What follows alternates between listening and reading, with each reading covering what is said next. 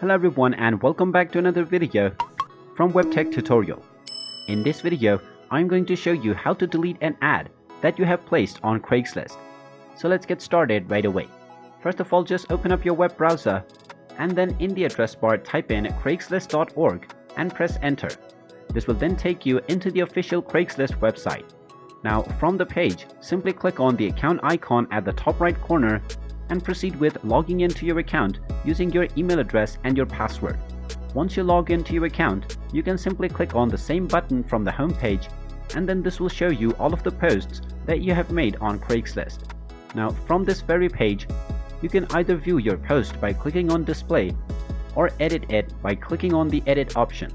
You can also delete your post by clicking on the delete button, after which you will be notified that this post has been deleted. You can quickly click on the undelete this posting option and then this will quickly be undeleted.